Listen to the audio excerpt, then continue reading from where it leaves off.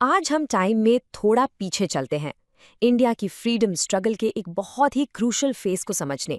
सिर्फ 4 साल, 1927 से 1930, पर इन 4 सालों में आज़ादी की लड़ाई ने एक ऐसी करवट ली कि मांग छोटे मोटे रिफॉर्म से सीधे कंप्लीट इंडिपेंडेंस यानी पूर्ण स्वराज तक पहुंच गई। ये कैसे हुआ? चलिए इस कमाल की कहानी को देखते हैं। तो आखिर ये सब हुआ कैसे? देखिए, ये 4 साल एक डोमिनो इफेक्ट की तरह थे। सब शुरू हुआ 1927 में साइमन कमीशन से, जिसने पूरे देश में गुस्से की लहर दौड़ा दी। उसके जवाब में 1928 में आई नेहरू रिपोर्ट। जब ब्रिटिश ने उस रिपोर्ट को रिजेक्ट किया तो उससे जन्म हुआ 1929 के हिस्टोरिक पूर्ण स्वराज रेजोल्यूशन का। और उस रेजोल्यूशन को जमीन पर उतारने के लिए 1930 में शुरू हुआ दंडी मार्च। एक के बाद एक हर इवेंट अगले की वजह बनता चला गया। तो चलिए इस चेन रिएक्शन की पहली कड़ी से शुरू करते हैं। कहानी शुरू होती है एक ब्रिटिश कमीशन से। मजाकिया बात यह है कि इसका मकसद तो इंडिया में सुधार लाना था, लेकिन इसने अनजाने में पूरे देश को ब्रिटिश राज के खिलाफ ही एक कर दिया। इससे पहले ये समझना जरूरी है कि कॉन्स्टिट्यूशनल रिफॉर्म्स आखिर हैं क्या। बेसिकली ब्रिटिश गवर्नमेंट ने 1919 में कुछ कानून बनाए थे। अब वो उनका रिव्यू करना चाहते थे। एक तरह से चेक करना था कि इंडिया को रूल करने का सिस्टम ठीक से काम कर रहा है या नहीं, और आगे क्या चेंजेस किए जाने चाहिए। तो इस रिव्यू के लिए बनाई गई साइमन कमीशन। चेयरमैन थे सर जॉन साइमन और 7 मेंबर्स की टीम थी, सबके सब ब्रिटिश पार्लियामेंट से। पर इसमें एक बहुत बड़ी गड़बड़ थी। इंडियन रिप्रेजेंटेशन 0, एक भी इंडियन नहीं। सोच के देखिए, आपके फ्यूचर का फैसला हो रहा है और उस मीटिंग में आप इनवाइटेड ही नहीं हो। बस यही एहसास उस वक्त हर हिंदुस्तानी को हुआ, और इसका रिएक्शन फौरन और जबरदस्त। इस अपमान ने सबको झंझोड़ कर रख दिया। अब सोचिए, कांग्रेस, मुस्लिम लीग, सारी पार्टियां जो अक्सर अलग अलग रास्ते पे चलती थीं, इस एक बात पर एक हो गईं। पूरे देश में प्रोटेस्ट, स्ट्राइक्स और जुलूस शुरू हो गए। जहां जहां ये कमीशन गई, एक ही नारा उनका स्वागत कर रहा था, साइमन गो बैक। ब्रिटिश सरकार ने इन प्रोटेस्ट को दबाने की पूरी कोशिश की। लाहौर में एक प्रोटेस्ट के दौरान पुलिस ने सीनियर लीडर लाला लाजपत राय पर लाठीचार्ज किया। उन्हें इतनी गंभीर चोटें आईं कि कुछ महीनों बाद उनका निधन हो गया। इस घटना ने गुस्से की आग में घी का काम किया। तो प्रोटेस्ट तो हो गए, अब क्या? अब बारी थी इंडिया के लीडर्स की, एक सॉलिड पॉलिटिकल जवाब देने की। ये दौर एक रिपोर्ट से शुरू हुआ और एक ऐसे रेजोल्यूशन पर खत्म हुआ जिसने इतिहास बना दिया। यहाँ सीन में एंट्री होती है लॉर्ड बर्कनहेड की। उन्होंने इंडियंस को एक तरह से ताना मारा, एक चैलेंज दिया।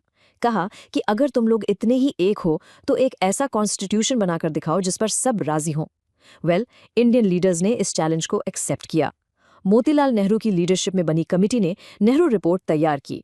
इसकी मेन डिमांड्स थी डोमिनियन स्टेटस यानी ब्रिटिश एम्पायर के अंडर सेल्फ गवर्नेंस, साथ ही फंडामेंटल राइट्स, एक इंडिपेंडेंट जुडिशरी और अडल्ट सफ्रेज यानी सभी अडल्ट्स को वोट का अधिकार। इतनी मेहनत, इतनी यूनिटी, और ब्रिटिश गवर्नमेंट का रिस्पॉन्स एक साफ इनकार। उन्होंने नेहरू रिपोर्ट को सीधे सीधे रिजेक्ट कर दिया। ये एक बहुत बड़ा टर्निंग पॉइंट था, क्योंकि इसने साफ कर दिया कि ब्रिटिशर्स से किसी भी तरह के रिफॉर्म्स की उम्मीद करना बेकार है। लेकिन ब्रिटेन के रिजेक्शन से अलग इंडिया के अंदर भी एक नई सोच पनप रही थी, खासकर नौजवान लीडर्स के मन में। क्या डोमिनियन स्टेटस ही हमारा अल्टीमेट गोल है? क्या ब्रिटिश राज के नीचे सेल्फ गवर्नेंस काफी है? जवाहरलाल नेहरू और सुभाष चंद्र बोस जैसे लीडर्स के लिए इसका जवाब था बिल्कुल नहीं। और उस नई जोरदार सोच का नाम था पूर्ण स्वराज। इसका मतलब था complete independence, no more compromises, no more self rule under the British. इसका मतलब था ब्रिटिश शासन से पूरी अंतिम आजादी, the total and final freedom from British rule. और फिर साल आया 1929। जगह थी लाहौर, रावी नदी का किनारा। एक हिस्टोरिक मोमेंट। जवाहरलाल नेहरू की अध्यक्षता में इंडियन नेशनल कांग्रेस ने पूर्ण स्वराज का रेजोल्यूशन पास कर दिया। इस एक पल ने आजादी की लड़ाई का आखिरी मकसद हमेशा के लिए तय कर दिया। एक रेजोल्यूशन पास करना एक बात है, लेकिन उस रेजोल्यूशन को एक जन आंदोलन बनाना, एक ऐसी मूवमेंट जिससे देश का हर आदमी जुड़े, उसके लिए चाहिए था एक मास्टर स्ट्रोक। और ये मास्टर स्ट्रोक खेलने आगे आए महात्मा गांधी। और उस मास्टर स्ट्रोक का स्केल देखिए, 370 किलोमीटर्स। इमेजिन कीजिए, ये इतनी लंबी दूरी थी जो गांधी जी और उनके फॉलोअर्स ने पैदल, हाँ पैदल, साबरमती आश्रम से दांडी के समुद्र तट तक चलने का फैसला किया। ये शुरुआत थी सिविल डिसओबीडियंस मूवमेंट की। मार्च शुरू हुई 12 मार्च 1930 को। पर सवाल ये है, इतनी बड़ी लड़ाई के लिए उन्होंने नमक जैसी छोटी चीज क्यों चुनी? क्योंकि नमक हर घर की जरूरत थी, अमीर और गरीब सबकी, और ब्रिटिश ने उस पर टैक्स लगाया था। 24 दिन चलने के बाद 6 अप्रैल को गांधी जी ने दांडी में समुद्र से नमक बनाकर इस कानून को तोड़ दिया। इस मार्च के दौरान गांधी जी ने एक अटल प्रतिज्ञा ली। उन्होंने कहा, मैं पूर्ण स्वराज हासिल किए बिना इस आश्रम में वापस नहीं लौटूंगा। सोचिए इस प्रतिज्ञा का वजन।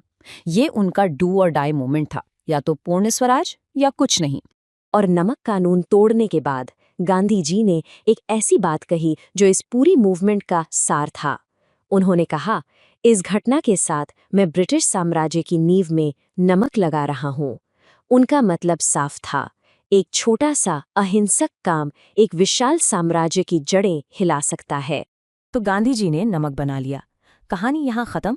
बिल्कुल नहीं, ये तो सिर्फ शुरुआत थी। ये एक ऐसी चिंगारी थी जिसने पूरे देश में आग लगा दी। ये दांडी मार्च एक सिग्नल था, और पूरे देश ने इस सिग्नल को सुना। लोगों ने विदेशी कपड़े जलाए, टैक्स देने से मना कर दिया, स्टूडेंट्स ने स्कूल जाना बंद कर दिया, हिंदू मुस्लिम एकता के प्रोग्राम्स हुए।